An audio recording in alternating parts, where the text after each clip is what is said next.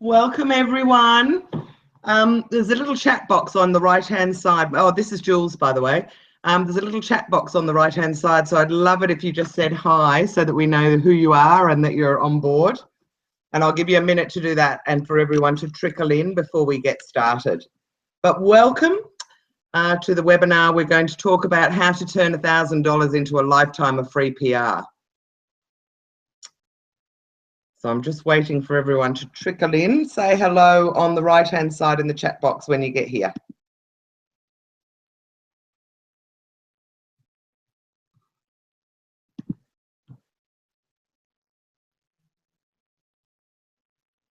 All right, everyone, it's Jules here. I'm just going to give it another minute and then I'll get started. But I hope you're all well. And if you get the chance, can you just say hi in the chat box on the right-hand side?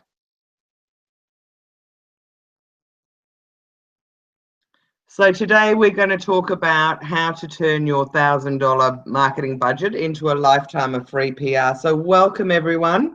It's great to have you on board. And now I'm going to start taking you through it all.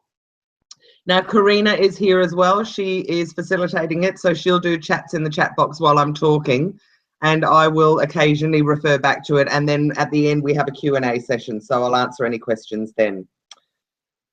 But here we go. So before we start, if you've got your mobile phone on, maybe turn it off so that you're not distracted, and switch off your email so you don't get those little messages popping up. Set aside the next 60 to 90 minutes. Grab a pen and a notepad because I'm going to tell you lots and lots of different hints and things. However, you will get a recording of this tomorrow, so you can listen to it again. And basically sit back, learn and enjoy. I'm going to tell you a whole lot about PR. So as I said, today's topic is about how to turn your $1,000 marketing budget into a lifetime of free PR. And I guess what I mean is a little bit like that story about, you know, if you can give someone some fishes and they'll feed for a day, but if you teach someone how to fish, they'll be able to fish for a lifetime. And I guess the concept behind this is that it's $1,000 or even less really to do a course and learn about how to handle your own PR and get some media contacts and how to do your own PR. And then once you know the skills, it's a bit like riding a bike and you're always going to be able to do it. So that's what I'm here to teach you about. So if you learn the skill, then you can do it time and time again every month of every year, which is roughly what I would suggest that you are looking at, doing a new media release every month. And the other benefit is that you get to build relationships with the media because you will have certain media that you want to target. And as you've targeted them, and if they get coverage for you, then you'll get to know them, you get to chat with them. And the next thing is that you will find that over time, the journalists will start to contact you because they'll know that you either have lots of products to sell or that you are able to comment on particular topics. So it's all about you building the relationships yourself because that relationship will last forever. But first I'm going to tell you a little bit about myself, just so that you know that it's not some fly-by-night that's telling you how to do all of this. So I've been doing PR since 2003 when I set up my own PR company, Handle Communications. I've actually closed that this year, and my ex-business partner, who's a great mate, is going to run all that side of things, and I'm literally just focusing on teaching people. So, but I have been doing PR for mainly small businesses and startups and entrepreneurs since 2003.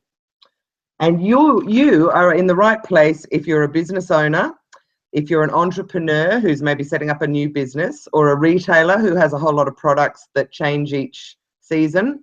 Maybe you've got a service-based business and you've got a message to tell people about that, or you might just have a new product or service. Or occasionally we get people who are just interested in learning about how PR works, which of course will help you if you ever want to employ a PR company or if you're thinking about maybe doing it yourself. So if it's all right, I'd love you to just say hi in the group chat window, which I've asked you to do already. But a little bit more about you, a little bit your company name, maybe the industry that you're in or the industry that you're targeting, where you're based, because I'm always interested to know whereabouts people are coming from. And then if you know who your customers are, tell me your target market as well, because that will sort of help me guide you a little bit in terms of what it is that you're trying to achieve. But first, while you're doing that, and I know that that'll take a couple of minutes, I'll just keep waffling in your ear about myself, because, you know, there's nothing like talking about yourself, but it's also just to position me so you know who I am. So I live in Melbourne, and love Melbourne. I moved here when I was 12. Before that, I, in my late 20s and early 30s, went to live in London and worked there for 5 years. And in fact, I love this photo because if you look at that little office right at the very top above the 94 bus, that was my office when I first got to London, and I worked on a magazine called This Is London. But that's Regent Street, just near, yeah, that's Regent Street anyway. Okay, and then from there I moved to Sydney and went and spent a couple of years in Sydney around the time of the millennium, just to see all the fireworks and enjoy everything that Sydney had to offer, and also because of the Olympics. So I worked during the Olympics in sales promotion. And then I got fed up with living in Sydney. I was desperate to come back to Melbourne, so I came back because I love it, and this is where I've stayed, and I've had children here, and so basically I will be here for another few years. I've been a PR professional since 2003, as I mentioned earlier, and I've worked one-on-one with loads of clients, but particularly in the small business and entrepreneur and startup section, because I've just got a real passion for helping people in that space, and I also know the difference that PR can make. And I love it when my clients get their stories published in the media, and I now know how to help people do that. So it's a very rewarding thing to be doing what I'm doing at the moment. And I've seen a number of times the huge impact that PR can make to a business and its potential to grow. And in fact, with some of my clients and some of my, now the people who've done my boot camp, they're saying that they've changed their business completely on the back of what they've learned, and that their business is now booming, which is always very, very satisfying. But I guess over the years, I noticed that a lot of people were not using PR because they thought it was really expensive. And I guess that's where I thought I would step in, because I know that the media is interested in great stories and they don't care who they hear those stories from. So that sort of the old kind of thing that PR companies, it's all about the relationships with the media. Well, it is to an extent, but a much bigger part of it is if you've got a good story, then journalists don't care where it comes from. So I guess the old fallacy was that only big companies could afford PR agencies, and I knew that wasn't true. So I wanted to set up Handle Your Own PR on the back of that. But now Karina's going to put up a little poll for you now. We're just interested to know if you've ever had any publicity for your business or product before, and if not, what's been the biggest reason why? And if you have had publicity, how did it happen? Were you actively working to make it happen, or did it fall in your lap and a journalist contacted you? So I'm just going to give you a quick minute to answer that for me. I know there's a bit of a delay anyway, so some of your answers, oh look, all of you have done great answers. All right, I'm going to come back. So we've got Scott from Connector, we've got Vanessa from a recruitment company, and Andrew from brandsnowcom.au. Oh, that sounds good, Andrew. I might have to go and have a look at your website. Damien from NVU Skincare, and Piper is an independent theatre maker. And Piper, I'm sure you are good at marketing and PR, but there you go. Hopefully you'll learn a couple of things today. Danielle, you used to be a journalist. Oh, and you say you know me. Oh, I'm going to have to look back and find out which Danielle it is afterwards. All right, well, I'm going to keep going with the webinar now because there's a lot we've got to get through in the next hour. But basically, in 2013, so I set up the business in 2009, and initially all we did was sell media contact lists and put absolutely bucket loads of information on our website. And we found that everyone was saying, this is a great site and we're going to bookmark it, and, you know, totally demotivated because there was too much to do. So I had a bit of a light bulb moment in 2013, and we thought, you know, we should work a bit more in the area of PR education. And it wasn't until Karina came and knocked on my door late last year that we decided we'd start doing these webinars, which have been going an absolute treat. But we're continually improving our business because our vision is to help small businesses and entrepreneurs and anybody else that wants to try to get their PR, to do their own PR, to get as much publicity as possible. So I rebuilt the site last year, sorry. try to make it as simple as possible. And I'm actually in the process of briefing it yet again, which will be website number 4, to try and make it even simpler for you. But the core of our business has never changed, which is that we want to be global leaders in do-it-yourself PR for small to medium-sized businesses. Now, we still sell media contact lists, and we still do one-on-one coaching and write media releases and all the rest of it. So this is just a couple of screen grabs from our website. One part of it is where the buy media list section, and each of those horizontal bars is like a category, and underneath it we have a whole heap of media contact lists. So I think I've got about 80 or 90 media contact lists at the moment. I also do one-on-one time if anyone wants it, which is an hour for 250, or I've got 3 hours, or I've got a full package where I'm helping a couple of businesses at the moment to hold their hand all the way through. But I think that there's a whole lot of different ways that you can learn, and it's about which way you prefer. I still teach entrepreneurs and business groups. I still go out and do a lot of talks at small business networking events and bigger business networking events, and I really love doing that. But I guess most of all, I really love it when my clients succeed. And even though this picture is Sydney, which is absolutely fine because I love Sydney as well, the truth is I love it when my clients succeed. It makes me feel like I'm making a difference, and I really love champagne. So that's a very, very appropriate photo. So, okay, enough of my waffling on. What are we going to cover off today? So I'm going to start with what is PR, and we're going to run through what PR actually is. Then I'm going to give you some insights into the media, and I hope, Danielle, that I don't say anything that you disagree with. And then I'm going to take you through the steps that are required to do your own PR. Then we've got a bit of time for a Q&A, and then I'm going to give you a special offer for our boot camp, which is starting next week, just in case you'd like to do that and have a more intensive course. But first, let's talk about PR. And I absolutely love this little diagram because I think it's just such a beautiful way of describing the difference between advertising and PR. With advertising, it's like, well, firstly, you get to say exactly what you want to say. So obviously you create the ad, you pay for it, and it appears on the day that you want it to appear. But it is a little bit like you're blowing your own trumpet. You're going, we are a great company, or isn't my product fantastic? And the difference with PR is that if you can place that as a story instead, and a journalist or a media outlet is kind of telling your story for you, it's a bit like word of mouth. And we all know how much we believe when a friend tells us that something is good rather than when that person tells us how great they are themselves. And a really good example, it's sort of like the editor or the journalist or the TV program is kind of endorsing your business and letting other people know about it. So it's very, very powerful and very different to advertising. And it's also free, which is the reason why I'm telling you all about it today.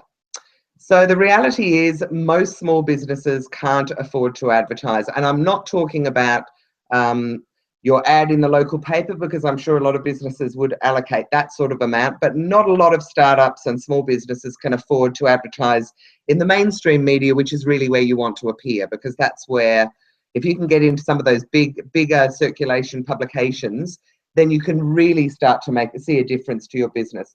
So I just thought I would give you a little snapshot of some advertising rates. Now, these are what they call casual rates. So this is what you would pay if you were walking off the street, not if you were buying, 10 ads in a month, but very interesting nonetheless. So in the Financial Review, or the Fin Review, it is $2,200 for a very small ad that's roughly the size of a packet of cigarettes or slightly smaller. The Age is $13,000 for a quarter-page strip, which is one of those ads that runs across the bottom of a page.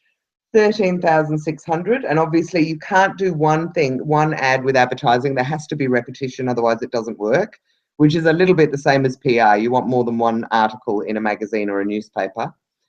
The Women's Weekly, which is a bit of the holy grail for anyone that's trying to contact the women's media, is nearly $20,000 for a third of a page. I think it's 60 grand for a full page, or 58 or something. And then Mother and Baby magazine, just to show you an example of a niche magazine, is still 3.5 grand for a third of a page. So really, advertising is out of the reach of an awful lot of small businesses.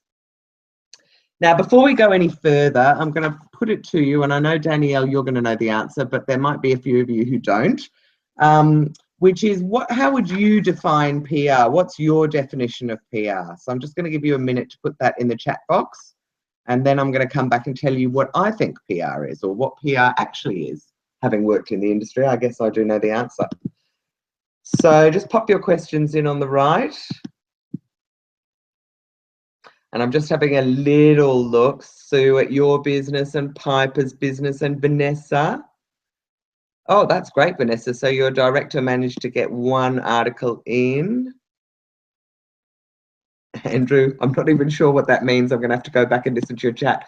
Brand now, need to work out how to make that clear. All right, so let me know what you think PR is. I'm going to give you 2 more seconds, and then I'm going to go back and tell you what I think it is, or what it is. All right, so moving on. PR, which is also known as publicity, because a lot of people will say to me, what's the difference between PR and publicity? And I'm here to tell you there is no difference. Publicity is about getting articles in the media, and that's what public relations is about. PR is about offering a story or a story idea to a journalist or a producer as content for them to publish. So it's not about saying how great your business is, it's about letting people, giving people information that will lead them to your business, but that actually has a story angle as well. Now, PR is essentially free. The only cost really is your time, so you don't pay for it. But I guess the flip side of PR is that you can't always control when it will appear. Now, partly that is because of media lead times, and I'm going to give you some insights into that later on that will help you plan a little bit more. But with PR, you can't say to a journalist, here's my story, and if you like it, can it appear on the 18th of March issue? Because that just doesn't work. You know, they're all working on different lead times, and it depends what other news comes in and how urgent yours is, etc., etc. But if you've set aside a small budget for advertising, why not think about PR instead? Because you're going to get a lot more bang for your buck. You get loads of credibility. You've got great SEO, which I'm going to talk about later, but PR is fantastic for search engine optimization. And it's also something that you will be able to work afterwards. So, of course, if you have an ad and the ad has appeared, what do you do with that ad afterwards? I mean, you can put it out on social media, but most people will roll their eyes. Whereas if you've got an article published in a magazine or a newspaper, you can really work it. Wow, look what The Age or the Sydney Morning Herald or Women's Health or whatever it might be said about us this month. And you can really work it hard. And I will talk about that a little bit later as well. So I guess PR is just so powerful, which I guess is one of the main reasons why I would say you would use it. So firstly, one of the things to think about is that nobody really buys magazines and newspapers for the ads. They buy them for the stories. Same with TV and radio. We're not watching it and listening to it because we want to listen to the ads. That's just circumstantial. We're really there for the stories. So why not be part of one of those stories? And then you get that power of, you know, being endorsed by the producer or the editor, and also being able to use it. And of course, as I've already mentioned earlier, with PR you don't pay the media outlet for the coverage. So I'm going to give you just I've got a couple of little case studies. I don't know if they're going to be relevant to your business. I know we've got a few different consulting businesses on board today, but I did want to tell you these because they're lovely little stories anyway. And they've made and PR made a huge difference to their business. So this one is the first one, as I think, hilarious, because these 2 suburban mums from Melbourne, around the time that Ashley Madison hit the media here, not the recent one where they were hacked, but when they first launched and they were talking all about, oh, you know, people need to be able to have affairs on the side and whatever, these 2 suburban women went, you know what? Women actually, there's a lot of women that would actually like someone to escort them to a party or a business occasion or a social event. And then obviously there are some who may be looking for a little bit more. So these 2 women set up a female escort service. Now, they had almost no money by the time they opened their doors. So they had stumbled across Handle Your Own PR, and they contacted me because they wanted to create awareness for the business. And the other thing I have to tell you is that because of the nature of the business and the fact that they were mums, they didn't want to have their name anywhere. So on top of everything else, they really wanted anonymity, which made it even harder to do. And I guess This is a very good example of how you don't give up. So it was a really hard story to sell. I had a vision that maybe a current affair or Today Tonight would pick it up. You know how they do those sort of faces in profile in the dark and they distort the voice? I thought they might do something like that. But when we pitched it to them, and I helped them with that one because I do know the producer was absolutely horrified and said, "What kind of a show do you think we are?" And of course, I didn't have the heart to say exactly that kind of a show. But anyway, so they were knocked back by a lot of the TV programs. They approached the women's media, so they bought off the website, off my website, the women's media contact list and the Victorian Metro media list. And they had heaps of knockbacks, but they kept on going. And they approached Grazia magazine, and Grazia magazine was like, unfortunately it's closed down now, but it was a beautiful glossy magazine for women. And they managed to get a 3-page story up, which if they'd had to pay for that in advertising space would have cost them $18,000. It was over $6,000 for a page. They got this fantastic story, Men for Sale. And I don't know whether you can read it, so I'm going to read it to you, the little subheading, which was, while others are starting cupcake businesses or parenting blogs, 2 Melbourne mums are running a very different kind of company, an escort service for neighbourhood women. Well, needless to say, they got loads and loads of coverage, loads and loads of interest, and they've never looked back. So that's just a lovely little story and quite quirky because I'm sure there's not many of us opening an escort agency, but I did kind of love that story and I thought it might give you a giggle. So now I'm going to get more into the nitty gritty and we'll start talking about the skills that you need to be effectively able to do your own DIY PR. So there's 2 main things. One is that you have to be able to write reasonably. And when I say that, I mean you've got to have good grammar and spelling. You've got to think about it. Journalists are every day on their computer writing. So somebody who writes to them who can't spell very well and has really bad grammar is going to kind of annoy them. And they have lots of, they're probably getting, I've interviewed a few journalists recently, actually. I would say that they're getting between 30 and 100, even some of them 200 emails a day. So your email needs to stand out. And if it's all spelt incorrectly and has bad grammar, they're just going to flick it and keep moving on to the ones that spell right. So that's one thing. And I think you've got to be honest with yourself. And if you're not very good at that, then that doesn't mean you can't do your own PR, but it does mean you're going to need to pay someone to write a good media release for you. And without wanting to blow my own trumpet, we do that on our website. We have a great journalist that writes for us, who can write you a brilliant article. Or I have another service where you write it yourself and I'll just tweak it, make sure the format's right and that the grammar and spelling are okay. The other thing that you're going to have is you're going to have to be okay on the phone. So mainly because journalists may want to come and ask you questions. They might even want to conduct a formal interview over the phone. And if you don't want to talk to the media, which is, again, totally understandable, then you do need to find somebody who's going to be relevant to the business that's prepared to talk to a journalist if they want to talk to you. So do keep that in mind before you get started.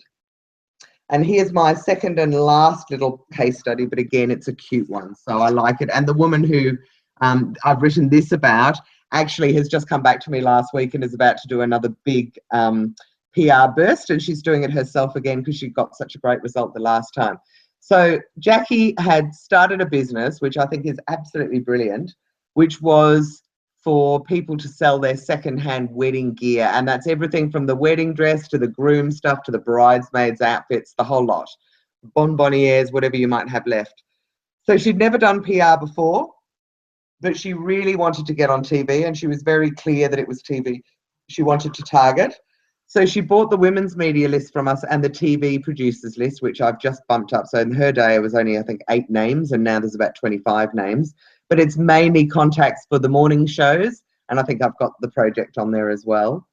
So she managed to get a segment on mornings on Channel 9, and when I say a segment, she got the whole sort of between the 2 ad breaks.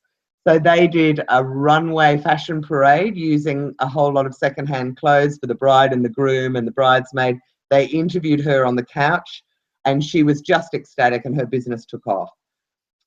She also had huge interest, and this is something for you to learn though. She had huge interest from the studio on Channel 10, Weekend Today on Channel 9 and The Project. However, literally as she was talking to them, that whole French what was it, the magazine anyway, with the terrorist that murdered everyone. That awful news hit the media, and she just couldn't get a look in, because obviously the other thing with PR is that you're there to kind of do stuff if there isn't anything that's more newsworthy. So, but she went to mornings. She's kept in contact with a whole lot of those people from the other shows, and she's pitching to them again this year now, to try and get another story up. So she's a huge fan of Handle Your Own PR, and her business is now booming. All right, enough about us and our customers. Let's get into some nitty gritty and teaching you. So I'm going to give you some insights into the media now. Firstly, let's talk about different media types.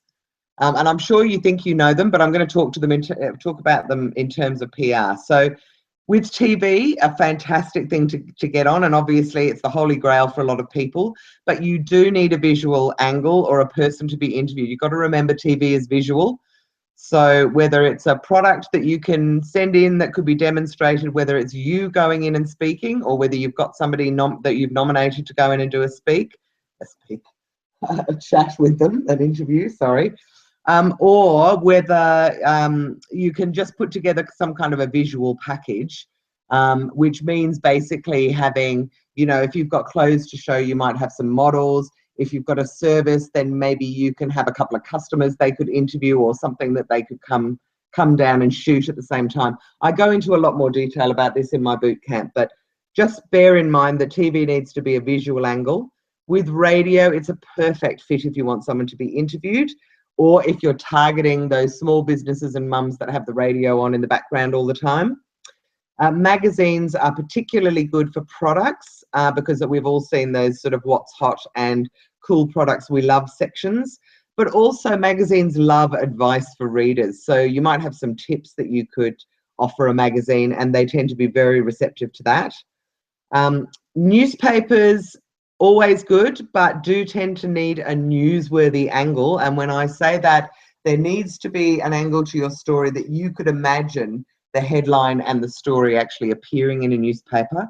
But the other thing you've got to remember with newspapers, whether they're metro papers or local papers, is there does need to be some kind of a local angle. In fact, I'm coaching someone at the moment who's in New Zealand. He's just gone over there on a trip, and he's sent out a whole lot of media releases about his book, because he's just published a book. And the New Zealand media have come back and said, give us a link to New Zealand, whether there's any angle in the book, whether it's a New Zealand publisher, whether there's, you've got a case study in there from New Zealand, but we need something that's Kiwi in order to be able to fly this. So do bear in mind whether it's a local paper, or, if you're going to the Herald Sun or the Age, it needs to be something that's set in Victoria, or it's got some link with Victoria. The same Queensland with the Courier Mail, Sydney Morning Herald and the Telegraph, obviously in New South Wales. You've got the Territorian in Northern Territory, and you've got the West Australian and the Advertiser in Adelaide. But all of them are going to be looking for a local angle. Bloggers are the next one on the list, and I've just put them in because a lot of people maybe underrate them, but a blogger these days is pretty much just a new media outlet. You do want to target the ones with large followings, and when I say that, you can normally ask the people who run the blog, but you really want them to have sort of 5,000 plus, I guess, in order to equate to a media outlet. And then you treat them pretty much like journalists. There is no difference. You send them the media release, you follow it up, you give them a newsworthy angle, or you give them a product that they could review, etc., etc. And the last, but definitely not least, that I want to mention is email newsletters and industry media. So when I say email newsletters, almost every big website these days has a newsletter that they send out to their database. And if that website is targeting the same people that you're targeting, then you want to get in the newsletter. And often it's a softer touch than trying to get into a published newspaper or something. But a newsletter, for instance, if you're targeting the technology industry and you find a newsletter from one of the big technology websites that goes out to all their target market, then you know that it's going out to a very niche market, but it's exactly who you're targeting.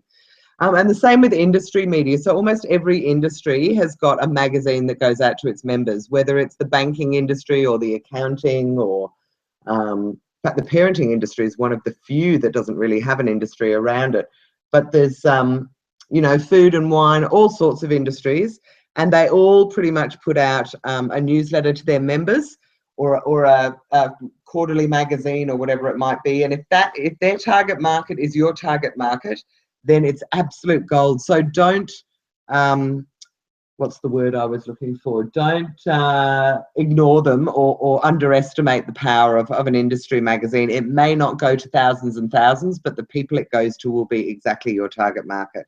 So they're great for B2B PR, but they also work for consumers as well. And lots of consumer websites put out newsletters. I mean, even 9MSN, if you can get in the small business section, sends out a small business newsletter to all of their members. All right, so the next thing, and this is really important and valuable for you, is that you need to understand media lead times. And the reason for that is if you go to a magazine today, let's say you go to,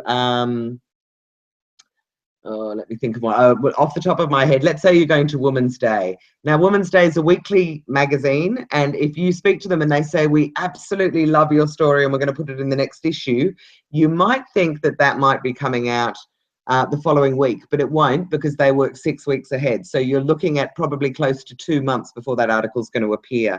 And you need to know these media lead times because it will help you to tailor your campaign depending on whether you're launching or you have a message that wants to go out at a certain time. You need to understand the media lead times. So I'm just going to run through them with you very quickly. So obviously blogs, websites, and any social pages will, if they like your story, possibly put it up like in the next hour. So it can be very, very immediate. But daily newspapers tend to work, the weekends are working about a week ahead. Most daily papers are working at least a day ahead, up to 7 days ahead. So again, if you go to a local newspaper or you want, for instance, with daily papers, it might be that you're inviting them to an event where you need to give them only a couple of days notice, unless it's on a weekend, in which case you need to give them about a week's notice, if you want to get it in on the right day. Weekly newspapers, which is everything from the Weekly Times to local papers, in general tend to work 1 to 2 weeks, maybe even 3 weeks ahead. So for instance, my local paper hits my letterbox on a Thursday, but actually they've started delivering it. It's printed on Friday or Monday. It started being delivered on Tuesday. The editorial deadline is the previous Friday, so almost a week earlier. And that's the deadline, which means the last time they'll accept a story. And they probably started working on it another week before that. So do keep that in mind if you want to appear in a weekly paper, that there's a 2 to 3 week lag. Radio tends to happen very, very quickly. I've even pitched to radio in the morning and had a story that afternoon, or pitched something in the late afternoon, and God forbid, but do keep this in mind if you're targeting a breakfast show, had a phone call at 5 in the morning saying, sorry, one of our guests has dropped out. Would your client be happy to, or would you be happy to talk at 6:30 a.m. and you know you're half asleep and you kind of just got out of bed because the phone's been ringing in the house or whatever. So radio can be very quick, and there's absolutely no point going to radio more than a week in advance because they rarely plan much further than a few days. Weekly magazines tend to work, and I've already given you the example with Women's Day, but most of them tend to work 3 to 6 weeks, maybe a bit further ahead. So if you're aiming for a weekly magazine and you want to get it in on a certain date, give them about a month's notice. Monthly magazines work even more far in advance than that. So I've just finished working part-time, well, on the side, for a monthly magazine, and the next issue that was coming out was March, and we were approaching people in December, and we were really approaching people for the June and July issue as well. So it can be actually quite a few months ahead, and that is just to bear in mind that because if you approach a monthly magazine and they say, we love your story, we're putting it in the next issue, that next issue might be, I mean, where are we now? We're in late Feb, and I would think weekly magazines are probably working through maybe even early April by now, early to late April.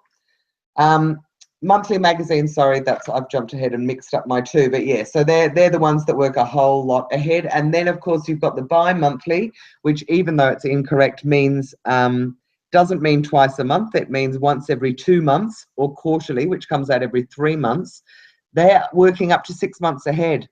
And there's funny magazines. I mean, if they're really popular, I know Better Homes and Gardens, if you try and get a story into that, you will probably find they're working on like the October issue now or something.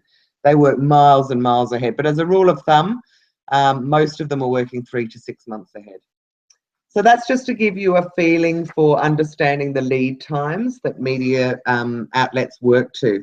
So now I'm going to put it straight back on you, and this is not a poll, even though I've written poll at the top, because it's open-ended. But what media do you want to target? I know some of you have told me a little bit in the chat box, but are there any particular media that you want to target? So can you just stick that in the chat box and let me know?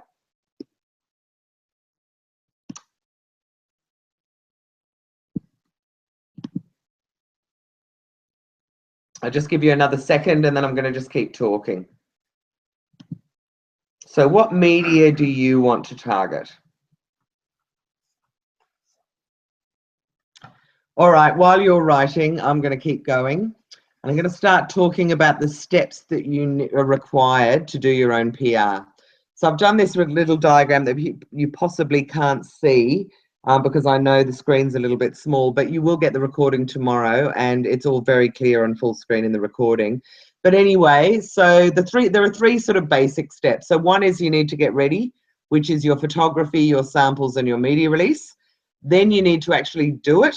And for that, you're going to need a media list. You're going to have to pitch it to a journalist or a producer, and then you're going to have to follow up. And then the last part is the post-PR process, which is what to do once you've got some coverage and how it might affect your SEO, and a couple of little tips I've got for increasing your SEO on things. So let's get down to the nitty-gritty. Okay, so what do you need to get started?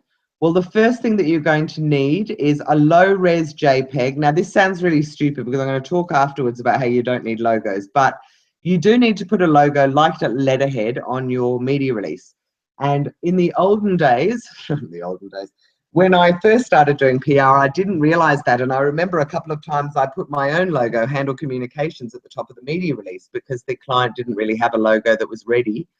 And then we had the rather unfortunate situation where the West Australian picked up on a media release that we'd sent them, but confused everything because our logo was at the top, and told all their readers to contact Handle Communications, which was my agency. And we fielded about 250 phone calls over the following week. Now, I'm not saying that's a bad thing because we now know that the West Australian is great for responses. But the bad news was that it didn't go through to the company and we ended up having to liaise, and it was all a bit of a nightmare. So you want a low-res JPEG, which you're going to insert into your document header, a bit like letterhead, that goes at the top of your media release. You're going to need to set aside some sample products or be prepared to give journalists a trial of your service, mainly because if journalists are going to write about your business, then they want to experience a bit so they can talk about it firsthand. So I'll talk about samples a little bit later, but you're going to have to set some aside. You're going to always have to have the details for where to purchase, and that could be, if you're selling through retailers, send people to your website for a list of stockists, but people need to know where to buy. You need to have your website live and ready for scrutiny. Now, that needs to be when the article is published. So it may be that you're not launching for a month, but you want to get that coverage in a couple of months. So as long as there's a beta site that the journalists can have a look at, that's probably good enough for them. But as soon as the story goes live, they are going to want, firstly, they're going to want to snoop around on your website and have a look so that they can know what they're talking about. But also, once the story goes live, they're going to send all their readers to your website. So you have to make sure it's ready to go before you get started. Then you need to have time. And when I say that, I would normally say that you would need to set aside about a full day to get started, write your media release and send it out to everyone. And then about an hour to 3 hours a week to do some follow-up. And then last and certainly not least, you need to be prepared to put in the effort, and you need to be motivated and not to lose that motivation. So that is probably one of the hardest things. And I guess that's sort of why the boot camp and things like that works for people, because I'll help you along the way, or other people will help you. But anyway, so let's start talking about photography, because photography really can be key to your whole campaign. Certainly if you've got a product or a service that translates to a great photo, then you need to do it. Sorry, I'm going to have to move off this screen because I can't stand looking at myself. But good photography can really make or break a story. And I'll tell you a little anecdote about handle your own PR. When we first set up the business, we did get some professional photos taken. And we sent it out to, as you would imagine, all the small business media. So we sent it to the small business pages for the Sydney Morning Herald and The Age and Smart Company and all the ones that we thought our customers might look at. And we ended up getting a great story, which was about a third of a page in the Sydney Morning Herald and The Age, which was just wonderful, and we were wrapped. And about 2 weeks later, they did another story on us. And this one was much bigger. It was about half a page. And let me tell you, in the old format of the Sydney Morning Herald and The Age, the broadsheet, half a page meant that our photo was about A4. I mean, I nearly died. But anyway, I rang the journalist and I said, wow, you did us 2 stories. How did that happen? And she said, well, what had happened was the first chief of staff had seen the article, done the article as a normal story. Then it was a weekend a couple of weeks later, and there was a different chief of staff on, and he didn't realise the story had been done, but was running around everyone's desk saying, I need a picture, I need a story with a picture, who's got one? And he spotted the picture of me and Simone, who was my partner from the last time, and said, right, we're running that. So we basically got a huge double dip in a massively circulating newspaper, all because we had the photography. So regardless of whether it's a product or a service, I think it's really worth spending the time and money to have professional photos taken. And in fact, Karina and I are going to have a whole lot of photos taken on Wednesday by a photographer for our next PR push. So I can't emphasize to you enough that a good photography can be key. You want to show people, including the journalists that you're pitching to, what the product looks like and ideally being used, or if it's a service, how your customers might use that service. And as I said, that means beautiful, professionally shot images, not just little shots taken on your iPhone. It can really make the difference as to whether they run a story or not. And it's crucial if you have a product that's if you have a product or you're in fashion. So use a professional. You'll be able to use it on your website and your advertising material. You'll just find time and time again that you can use these photos. So really worth doing. So what can I say? Do it. Okay, so I'm just going to quickly run through, if you have a product, the kind of shots that you need, because they are slightly different to. So for instance, if you were doing a shot and you've got a service-based business or you're a consultant, then I would suggest that you have shots taken of the founders. And in fact, on our last bootcamp, we have a girl who's got a brilliant, brilliant app that's about to launch. It's going to be a bit like Airbnb for marine berths, you know, yachts and sailing. And she said, well, what kind of photo can I take? And I said, get 3 photos of the 3 founders together, get down to a marina and take shots with the marina in the background. And already they've been able to use it for the website. They've been able to use it for their individual bios. They've been able to use it for some advertising material that they've done, and they've been able to use it for their PR. So already it's hugely paid off and really, really worth it.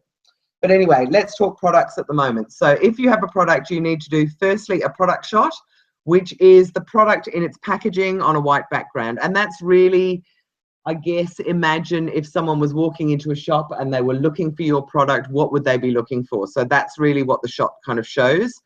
The other shot that you need is what they call deep etched. And I think we've all seen these kind of shots on the what's hot and cool things kind of pages. It's your product cut out of the background so that you give it to them cut out and they can put it on whatever background they like. And that's called a deep etched shot. The third kind of shot is a lifestyle shot, and everybody needs to do this. This is the same whether you have a service-based business or not, but it's showing someone using your service or using your product.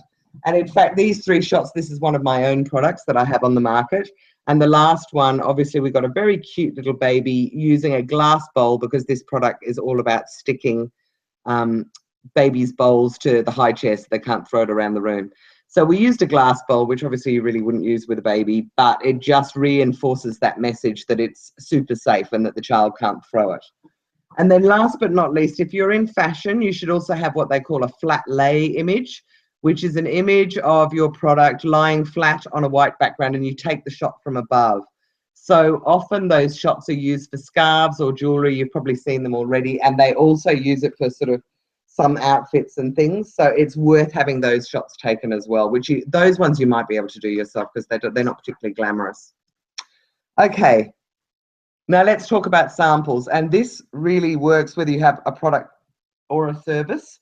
You want to, firstly, let's talk products. So if you have a product, you want to allocate samples to send out to the media after your initial approach. So I would never say send out samples to a journalist or to a whole lot of journalists until you've heard that they're interested to do a story for you. People used to do that, and some journalists still love it, but I would actually, in fact, I interviewed Susie O'Brien recently, who's a Herald Sun and Adelaide journalist, and she said, look, as long as people don't mind that I give it to my neighbours or that, you know, I give it to the girl on the other desk. And I thought, of course they mind. So really, I mean, it's expensive for you, A, to post it out, and B, the cost of the product. So always with a product, I would make sure that you send out a media release first and offer the product, and then send it to them if they say they're interested. With if you've got a service-based business, then the journalist may like to try it out. You've just got to think of a way to let them experience what the customer would experience. So if you're doing a consulting business, for instance, and you're, who was I working with? Someone recently, and well, I'll give you an example. I don't know whether Sarah is listening, but Pricing Profits is all about teaching people how to, or not teaching people, but offering people a service where they can tell you how much you should be charging for your product. Now, in that instance, there's absolutely no product to send a journalist, but why not let the journalist either see a couple of case studies of someone who's done it, or take them through the site with an imaginary product, but something to let them experience what it is that your business can do for other businesses. Now, the other thing with samples is I would normally, just as a rule of thumb, allow maybe 20 if you were launching a new product. Because you will probably get a few journalists that will say that they want it. But you need to be aware with samples that you can't expect to get it back. So unless it's of a very high value, journalists expect that you're sending them out a sample and they can keep it. So that's the first thing. Don't ask to have it back unless you've made that very clear in the beginning. But if you do want it back, then make it easy for the journalist to get it back to you. So when I say that, what I mean is, you want to send a stamped address envelope if it'll fit into an envelope, or an express post bag that you've already filled out for the journalist to just pop it in and send it back to you. Or if it's really big, maybe you fill out a courier slip that's already pre-filled out and send that to the journalist so that they'll send it back. The other thing you can do if it's a really high cost item, and we did this with prams, for instance, which were, you know, $1,500, $1,600 each, or I've done it with jewelry as well, is that you keep one sample that you then send out to a whole lot of different journalists. So you offer it to them to review or to road test or to touch and feel and see it, but let's say you want it back in a week or whatever it is, get sent back to you, and then you send it out to the next media outlet to sample it then. So that's how you deal with high cost items, but really in an ideal world, give journalists something that they can keep.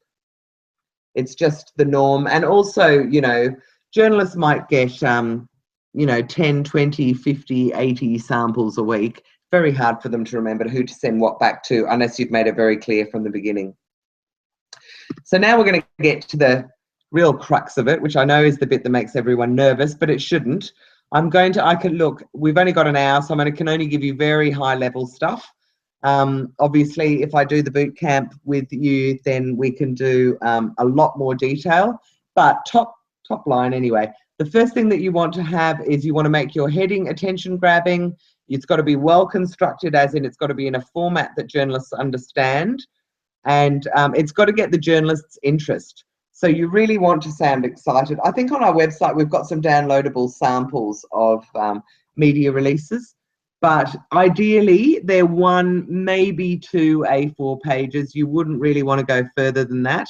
You can always offer to provide more information, but you really need to be very succinct in your media release.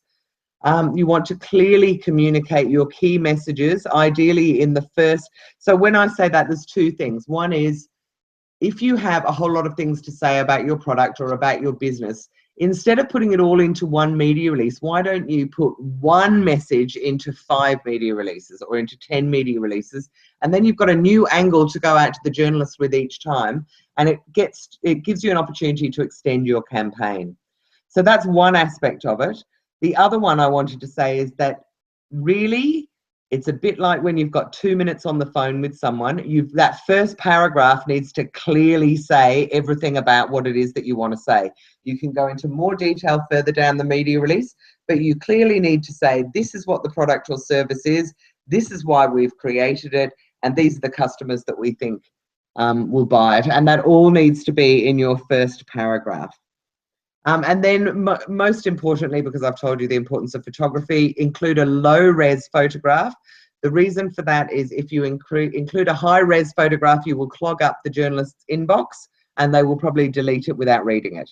So you want a low-res photograph, which I would consider is a JPEG of less than 1 megabyte into your media release, and that sits at the top. So, and make sure that in your media release, you cover all the following points. You need to say what it is you're selling. You need to say why you're selling it and what problem it solves or why you've created it or whatever. And that needs to be in the opening paragraph. And then you need in the final paragraph to say, where is it available? Whether it's your website, whether it's a retailer, wherever it is, there's no point sending out a media release if people can't buy it.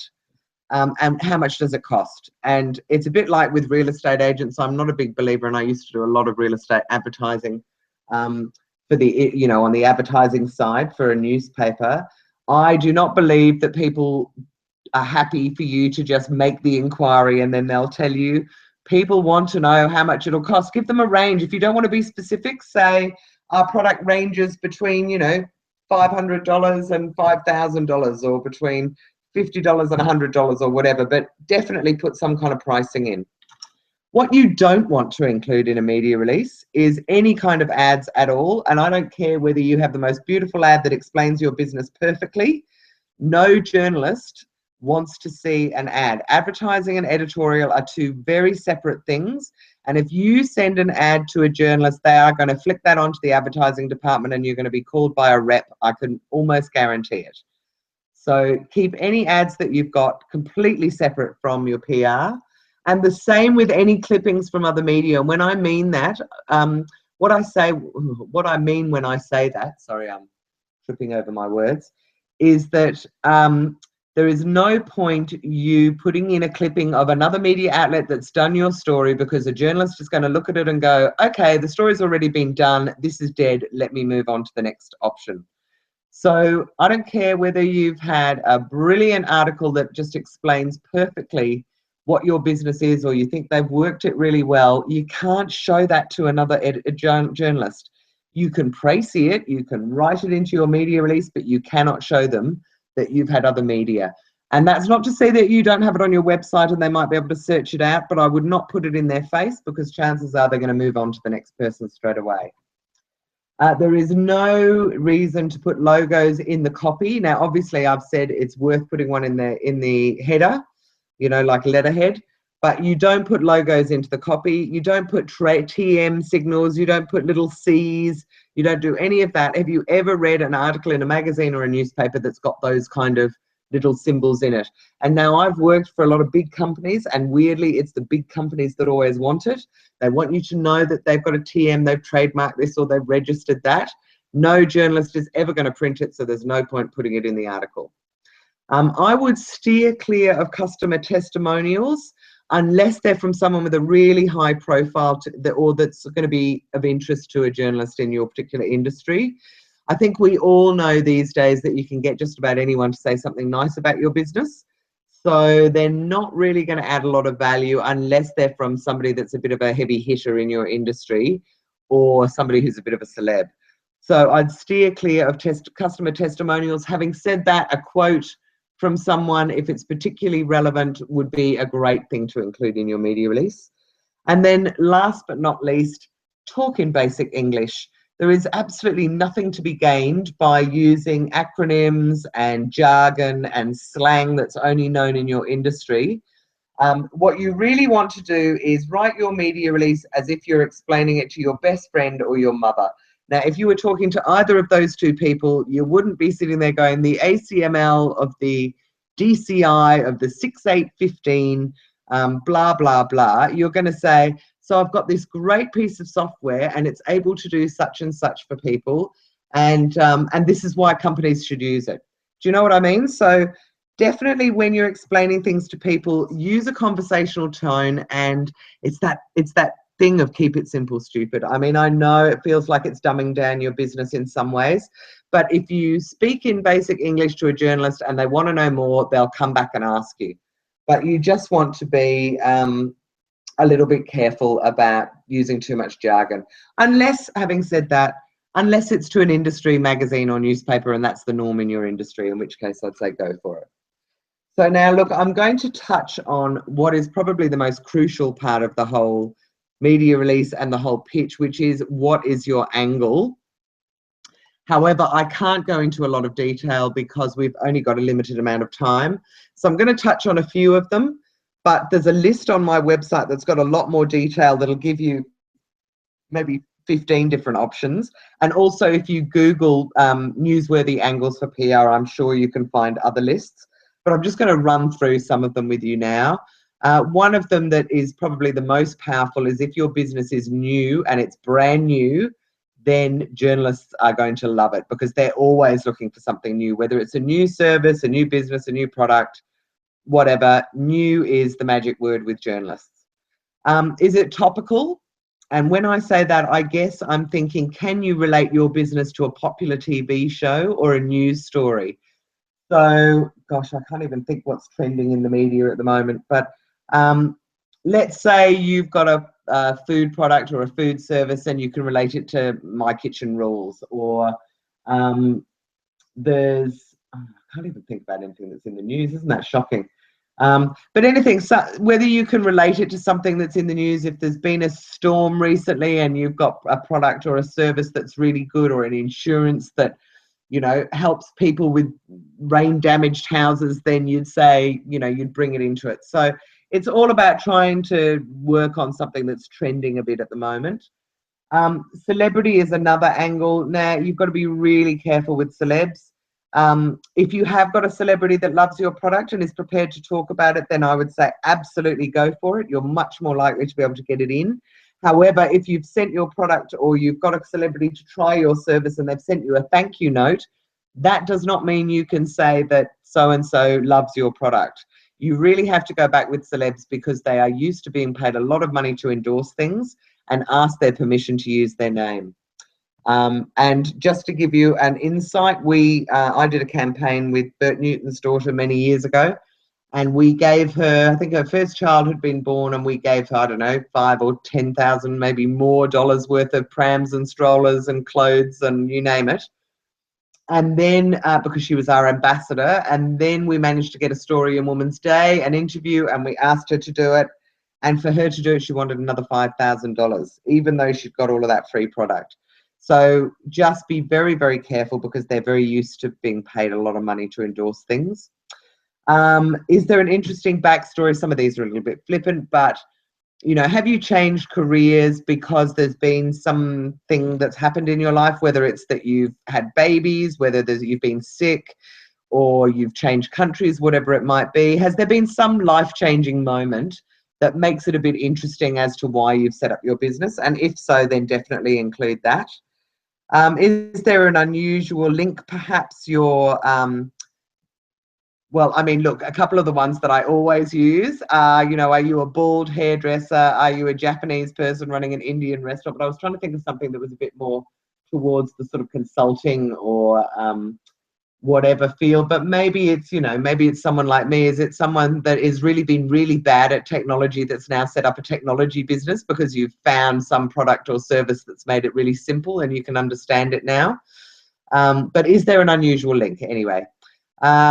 One of the most powerful ways that you can go to the media is to, and this also positions you as an expert, so it's a great way to go, is to offer tips and advice. It's a really good way to get exposure, and most media outlets are up for you offering advice. And that doesn't mean that you have to be an expert like, you know, you've got a degree in something. You can just have worked in the industry for a few years. I mean, I call myself a PR expert, and I'm probably not really, but I've been working in PR for a very long time, and I understand how small businesses and PR, how the fit works. So that makes me an expert in this area. We've had experts that we've put forward who owned a bedding company, and we just got him to write some tips about the best beds for the best ways that people sleep.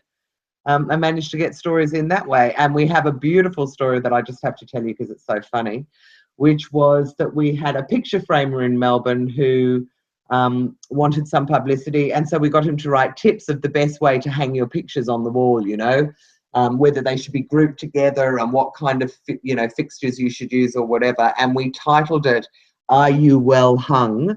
And I can't tell you how many journalists opened that media release and that email, but I reckon that guy got about 60 articles just because it was funny and it was something a bit different. And then last but not least, show if it's innovative. That's also a huge angle. Is it a world first? Is it an Australian first? Is it particularly quirky or clever? And if it is, then you want to use that as your media angle. All right, I'm going to quickly run you through the doing it steps now. So let's assume you've got your photos, you've got your samples set aside, you've got your media release. What do you need to do next? Well, you need to find some media contacts. And there are two ways you can do it because I'm trying to be very even-handed here. So you can either create your own list or you can buy one. If you're creating your own list, what you need to do is research recent articles or stories in the media that you're targeting. Then you want to make a note of the name of the journalist and their contact details if you can find them. If you can't find them, then you need to ring the media outlet, and most of them at the reception desk will be more than happy to give you an email address for a journalist. Or you can try and Google them. And I know News Limited and a couple of those other sites, you can click on the journalist's name if there's a byline and it'll go straight through to an email address for you. But somehow or other, you need to track down the name, the email address, and the phone number for each magazine or newspaper title or TV show and or journalist on your list. Obviously, this takes time, but there is no cost. So if you're really strapped for cash, then you can create your own media list. But I did have a customer come through to me last year or earlier this year, I think it was, and she said she spent nearly 3 weeks putting together a list, a full-time, putting together a list of about 30 or 40 journalists. So the other option is that you can buy one. And I know that I'm sounding a little bit like I'm blowing my own trumpet, but I just want you to know that on Handle Your Own PR, we have quality, up-to-date media contact lists. Our lists are slightly different in that we speak with all the journalists all the time, so it's not just a yellow pages type list. It's a media contact that we have been in contact with and asked them if they're happy to be contacted by non-professionals. So you know that they're interested journalists. You will have personalised email addresses wherever possible for the majority of the media outlets, which means it's not editorial at or info at. It's actually Mary Brooke or whatever the person's name might be at for the most of the media outlets that we've got listed. And that way, obviously, you save yourself hours and hours of time and heaps of aggravation. But however, that might not bother you. Most of the media contact lists on our site are $250 or less. We've got two that are more than that. One is a list of small business media in Australia, and I think there's close to 100 names on it or something, but there's a lot. And the other one is the new one I put up, which is the big expanded TV producers list. But everything else is under 250, and some are, I think we've got one that might be the in-flight magazines that's only $50. And of course, the other huge benefit is that you can start your campaign today, which I'm hoping by the end of this you'll all be motivated to do. But let's talk about the best way to contact the media, because there are different ways that they like to be contacted. Magazine editors and web editors and bloggers almost exclusively want to be emailed first. If you want to do follow-up, then you could phone them or they will phone you, but they nearly always say that they want an email first, which is why you've got to make your email stand out. However, news editors on newspapers and TV and radio almost always want to be called first. So they prefer it if you call them. If you're ever going to call a journalist or a producer, I suggest you ask first if it's good timing, because if they're on deadline, they're not going to pay any attention to you. But just check that it's a good time. They'll probably be really surprised that you bothered to ask them. And then pitch the story where you've got probably, you know, 3 to 5 minutes to give them a quick rundown. And then if they like it, they're going to ask you to follow up with some more information and send them information. And that's when you send them the media release. But always try to call them first. That is their preference. Okay, so I'm just going to quickly touch on the email protocol. So I'm assuming you're emailing out to a journalist. What should you do? Well, the first thing you want is a catchy subject line, which is, I would suggest, the heading that you've used for your media release. I have actually had a couple of people I've coached say, is it okay to say pitch to Herald Sun or pitch to Sydney Morning Herald in the headline? And obviously, I don't even need to tell you that that is not going to make anyone open an email. You want to try and make it funny or clever, and the funnier or cleverer it is, the more likely it is that they'll open it. Always send a personalized email. So if you've got the person's name, you need to say, hi, Mary, or hi, John, this is for you. Choose, if you've got more than one person per media outlet, then choose one at a time. If that person turns it down, you can always go to the next one. Or if you need to send more than one to more than one person because you're not sure, then make it really obvious. I mean, I would send, you know, an email to 2 journalists. I'd have their email addresses very obviously in the email in the to section. And I'd say, hi, Mary and Holly. I wasn't sure which of you to send this to, so I'm sending it to you both. I hope one of you will tell me whether you're interested, kind of thing. So do make it obvious. Journalists all sit together most of the time in a little room, and they're very aware if one person gets a great story, or if they suddenly hear ping, ping, ping, ping, ping, and it's gone to all of them, then they're probably all going to scrap it. So choose one at a time. You want to copy and paste the release into the body of your email rather than attaching it, or you can do it as well as attaching it. But really, that is all about assuming that you want to make it as easy as possible for the journalist, and the less clicks they have to do, the better. So if you cut and paste your media release into it, then you should have a low resolution version of your image that should sit top and center of your email, and the journalist should see it as soon as they open it. And that'll make yours stand out straight away anyway, particularly if it's a good image. Make sure that you only send low res though, of course. And in the intro you want to do, so you've cut and pasted your media release in there. Just above that, you want to do a little intro that just says, hi, Mary. Please find below my media release. Please be aware that I'm more than happy to send you a sample, or that you can try this, or we've got X person to be interviewed, or we've got some research we can send you. And of course, make sure that you let them know that you've got high-res versions of the images. But it's just a short, snappy paragraph or two that just says, please find the media release below, and, you know, I'd love to hear from you. All right, so let's assume that you've done your media release, you've sent it out to a whole lot of journalists by personalizing all the emails. What do you do next? Well, what you do is you follow up on your email. It can be one of the most crucial stages of the campaign, mainly because journalists are, like I said, so busy that even though they might love your idea and they've gone, right, I'm going to come back to this, they've just got distracted and it's been forgotten. So often if I ring or email a journalist and say, hi, I'm just checking you got this, they'll go, oh my God, I'm so glad that you did that because I wanted to do the story, or I'd earmarked it and I'd forgotten about it. So remember that they receive hundreds of emails every day. Try to send the follow-up email within a week of the first one going out. Personalize it again. And what I do is I find the original email that I've sent them and I forward it to them again. And I say, hi, just checking you saw this. I was wondering if it was interest, or something like that. No big deal about it, but just to let them know that, you know, you're waiting to hear back from them. If it's something that you really, really want to, and you've offered an exclusive, then pick up the phone and call them and see if they've seen it and they recall it and whether they're interested, because they'll tell you straight away. Okay, I'm whizzing through this because I can see that I've taken a bit of time. So now we're going to talk about the post-PR process. Now, the most important thing that I think is crucial, and I've actually interviewed some journalists recently and they've all kind of supported me on that, is remember to say thank you. Now, half of that is because they don't have to and they're doing you a big favor, so it's only nice manners to thank them. But there is strategically another reason for doing it, and that is to let the journalists know who journalists hardly ever get thank yous these days. So if you are the one to thank them, they're going to remember your name, but it also gives you an opportunity to talk to them again.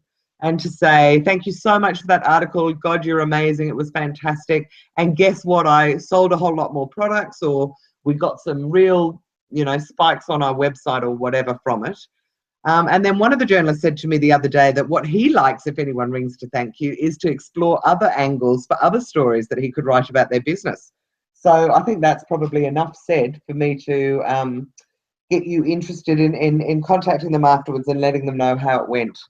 And then the next thing that you want to do is get a clipping of your article. Now, clipping is a very old-fashioned term. It comes from in the olden days where people used to cut things out of a newspaper and stick it into a scrapbook. And they're still called clippings, even though they're normally digital these days. But it's the industry term for a copy of whatever coverage you receive. Always when a journalist says that they're going to do a story for you, ask for a copy of the interview or article. Ask them when it's going to appear and ask them if they can send you a copy. Because if they can't, they will tell you early on where you're going to be able to. So often with newspapers, I find that they won't send me anything, but they'll tell you, look, it's going to be in the 15th of March edition. If you ask a journalist, if you ask, a radio producer, they nearly always send you a copy of the interview, but you have to ask them within a week because they tend to scrub all the tapes of, well, they're probably not tapes these days, but they ditch any old content that's more than a week old. But always ask for a copy and then ask if you're able to use it for social media on your website. Don't assume. Now, I have had a very pertinent example of this in the last week because I did an interview on Sky TV last week about handle your own PR, and the people who produced the show have told me that they're still waiting on the last 8 weeks shows, so they don't know when they're going to be able to get it to me. So it was on Sky TV, so I rang Sky and I said, look, can I get a copy of it? I haven't seen it, I don't have Sky TV. And they have said, yes, madam, if you'd like to show it on your website, that will be $590. Which seems a little excessive to me, but there you go. So you really have to ask permission. You don't assume that you can use it, or you might have some big bods after you. Most of them will let you. If they won't give you a copy, they'll often allow you to feature a link to it, as it drives traffic to their website as well. And the link's just as good, as long as you can send a link out to people, then it can be just as good. But you really do want to have a copy of it. You don't want it to just disappear into the ether, unless you're me and it's a TV clipping that's going to cost you nearly $600, which seems a little bit expensive for me to just show on Facebook. Anyway, okay, so what are we going to do next? So you've got your media article, it's been published. What do you do with it? You really work it.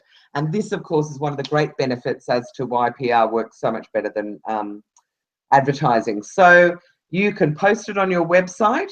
You can certainly brag about it on all your social media channels. It's perfect for Pinterest, LinkedIn, Facebook, Twitter, all of them.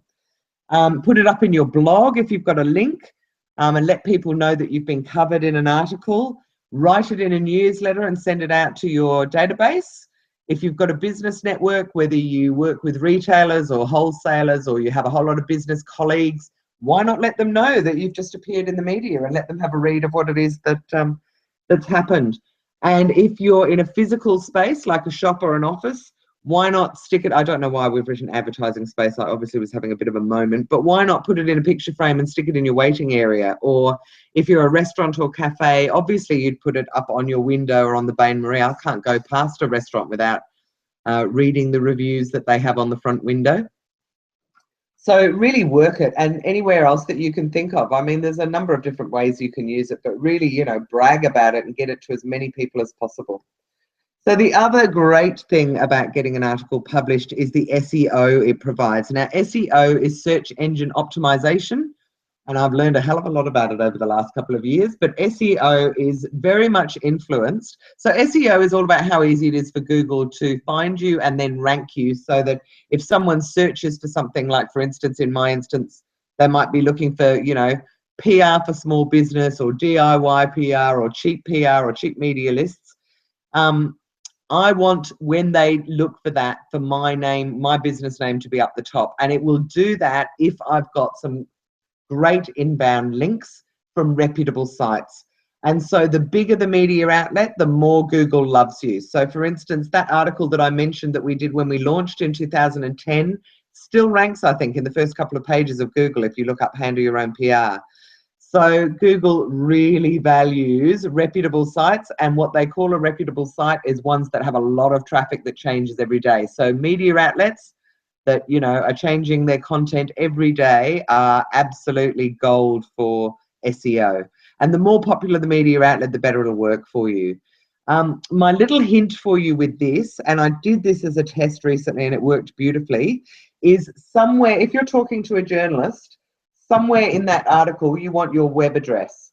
So, for instance, I did a story recently for the Herald Sun about happiness, and it was just a journalist rang me and said, you know, can you help me out? I need someone to interview.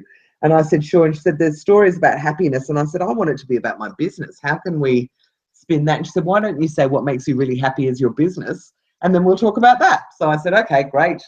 So we did this, and all I said to her was, I said, if you're going to mention it, can you please mention it as www.handleyourownpr.com.au and not as handle your own PR as different letters, because I want that SEO, I want that Google link. And she did. She managed to get it into the article as handleyourownpr.com.au. And the next day, Google, it was there, top right and center. So my little hint to you would be somewhere in your media release, or if you're doing an interview, ask the journalist if it's all right for them to put the web address rather than just the name of your business. And yeah, and that's my little hint for you, because I think it made a huge difference. Okay, whew. Well, I've been waffling on very, very fast. Here is an opportunity for you to ask some questions. I'm going to then tell you a little bit about the boot camp. But I wanted to just give you the opportunity to ask some questions now. So I'm going to have a quick look. Well done, Piper, still doing clippings on her clippings wall. And then I'm going to launch into the boot camp, and then while you're making decisions on that, I'll be able to answer any more questions. But I'm just going to have a quick look down your comments now, because I don't get to see it while I'm actually doing this talk. So you think about, or post up any questions if you've got any questions for me. Okay, Danielle's, how is pitching to radio different from TV and print? It isn't really, Danielle. I mean, whatever it is that you want to say, you're going to have to talk to the journalist, tell them that you or the person that you've got nominated is ready to talk about X or Y, and it's almost exactly the same way. It works exactly the same way. Vanessa says she's targeting industry-specific trade mags, consumer mags, and newspapers in terms of general recruitment, job hunting, advice articles.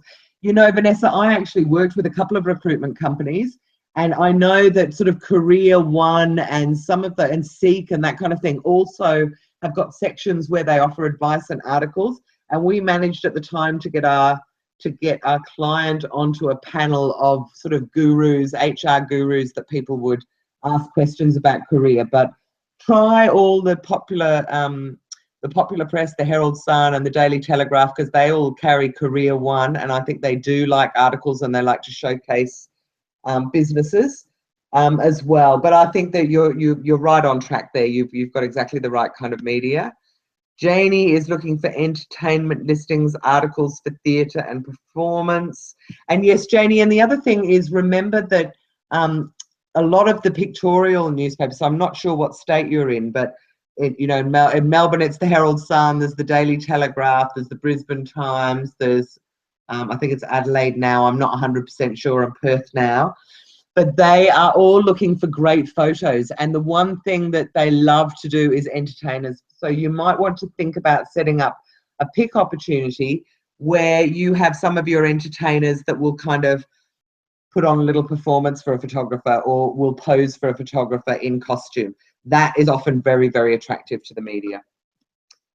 All right, so I can't see any particular questions at the moment, so I'm going to tell you a little bit about the boot camp, because I would love you to join me on the boot camp. I guess we recognised, we only really started doing this at the end of last year, but we recognised that, you know, offering media lists and online tips is all well and good, but there's it's a lot to do, and a lot of people find it just too daunting to do on their own. It's just too scary. And you know, and I can keep doing lectures till the cows come home and webinars, but there's just not enough time in them. And that, you know, a few people as much as your intention is really good, you finish the webinar or you finish the talk and you think it's great, I'm going to go home and do it, and then you get distracted by, you know, day-to-day stuff and you don't do it. So it's there are limitations to doing lectures, never mind the geographical ones. So obviously if you're in Sydney or Queensland or anywhere else in Australia other than Melbourne, then it's very difficult for me to talk in front of you. So the solution we came up with was to start doing these boot camps. Excuse me. The boot camp is 6 weekly live webinar sessions with me. So it's the same as this one, only we've got a very small group. So we address all of your questions. And it's all about you working on your business or your PR angle. So I do in-depth lessons on the key areas of running a social media campaign, and you get to ask questions about your business, about what you should be doing in your circumstances. Excuse me, got a frog in my throat. What we do on the bootcamp, as well as the 6 lessons, is give you access to all the training materials. So it's recorded, so every session is recorded and you can listen to that as many times as you like. And we also give you access to some of the ebooks that we've got available in our online store. And I've got some great ones in there, including, you know, getting ready. And then a brilliant one that I did with a fantastic journalist up in Queensland who's written, hang on, I'm going to have a glass of water. She's written how to do a killer media interview, and she's got 10 really good tips about what you should be looking for if you're doing a media interview with a journalist. And I've got loads in there, why photography is key, and a little bit more detail about that, and a whole lot of other ones. So all of those become available to any of the people on the bootcamp. But probably the most valuable thing is that we're going to practice and learn on your own business or product. And I really like to make this super practical. So I really want, during the course of the bootcamp, you will be preparing your bio, getting together your media list, writing your media release, and then sending it out to journalists and then following up on it. So all the way through it, I'm there to help you with, you know, funny responses from journalists, or to motivate you, or to answer any of your questions if you get a bit scared. And the other great thing that we have done, which we're definitely doing again, is we started a closed Facebook group. And that way you get live support. So for instance, if we're talking about photography, people put their photos up in the closed group and we can all critique them. And I obviously will say, yep, I think that's great, or no, you might want to try something different. We did the same with our bios. We did the same with the story angles, because we all have to come up with the, you know, 5 or 6 different angles that we would be able to pitch to the media. And we do all of it via the closed Facebook group. And I have a dirty little secret, which is I'm a bit of a Facebook junkie. So I'm on it all the time. So I think our response time for most things is about 3 minutes. So let's just say you get immediate responses from Facebook. Now, you get all of that for the introductory bootcamp price of only $800 plus GST. And the first person to sign up today, so if one of you signs up tonight, that person gets a free one-on-one session with me for an hour, where we will talk only about your business and what you're trying to achieve. So we can talk about the best media angles. We can talk about what media you might want to target. You might be telling me about your target market, and I'll help you break it down into smaller bite-sized people. We could talk about a 12-month campaign and how to stretch it, all of that, but you get an hour of my time or up to an hour to just talk one-on-one with me. And tonight what we're doing is saying anybody else, because we're actually starting the bootcamp next Tuesday night, and it's going to run on Tuesday nights for 6 weeks after that, 8 p.m. So you've got time to have dinner, or if you're in Perth or Queensland, you've got time to get home. But anyone else who signs up today is going to get an hour of my time for only $150 instead of $250. So that's a nice little sweetener as well. And this is, so I do feel like I'm saying, and now you get another set of steak knives, but we're throwing a whole heap at you because we really want some more people to come on the boot camp. So today, if you want to sign up, you can have it for only $600. Now that means that you're paying $100 a week, plus you get the boot, you know, you get the closed group, you get either an hour of my time or an hour of my time for only an extra $150. And all you have to do is use the discount code BC for bootcamp. 02 for February and 16 at the checkout. So BC0216, where you're prompted for a promo code and you'll get it reduced from $800 to $600. And I think Karina has put the link up in the chat area if you want to click on it. But there's more. Oh my God, it just goes on and on. So today, anybody who joins up today, we're going to give you a free media contact list of your choice. So one complete list for free, and I don't care which one it is. It can be the small business list or the business or the franchise media or, you know, parenting or food and wine, whatever you like. And then if you want to buy any additional lists, I'll give you 20% off on them. And bear in mind, we've got over 80 media contact lists to choose from, and they cover everything from fashion and beauty to, you know, childcare and franchising to men's interest to sport to cars, you name it, we've got it on there. And if not, I'll create one for you. And we've got over 2,600 contacts, and I'm constantly speaking to them. So I literally this weekend just sent out another email to all 2,600 of them, asking them, are their details correct and do they still want to hear from you? So everything is pretty up to date, and these are not just, you know, torn out of the yellow pages. So yes, you heard right. I've got a bit carried away with my headings on my forms, obviously, on my PowerPoint slide. But anyway, so if you sign up today, all of that should cost you over $3,700, but you can have everything for only $600 plus GST.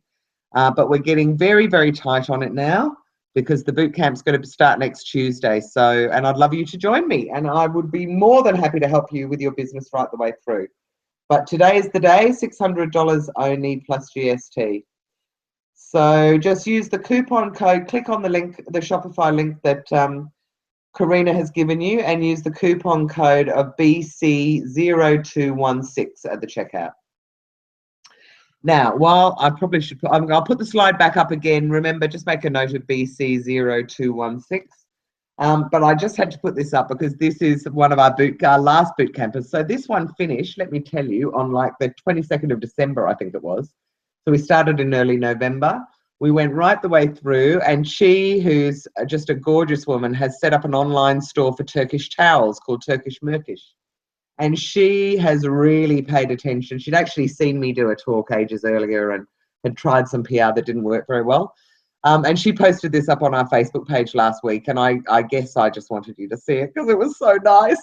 But it just says, attending Handle Your Own PR has been the best thing I've done for my business. Jules and Karina give you all the tools you need to get started, and I recommend this bootcamp to anyone who wants to understand how the media works and how to get your brand out there yourself. And I have to say that since she did the course, she has got, oh my God, she's done so well. She's got about 40 different TV shows. She's had, I'd say, 4 or 5 magazine articles, and she's had a couple of newspaper articles and about 3 or 4 blogs. She's just on fire, and she's a great example of what you could do for your business if you come and join the boot camp. So here you go. There's the price, $600 plus GST, and the discount code at the checkout. Now, Karina, I'm not sure, would you, well, it's very late, so I don't know whether anyone wants to stay. But if you do, we have got a little video with Chi from the last one. So I don't know whether you want to show that, Karina, or whether I'll load it now. All right. Guys, look, Yeah. it's not the one just for Chi. I think we're going to do the one that's got 3 or 4 of the boot campers. It's only about 4 or 5 minutes, but it give you a feeling for what they learned out of it.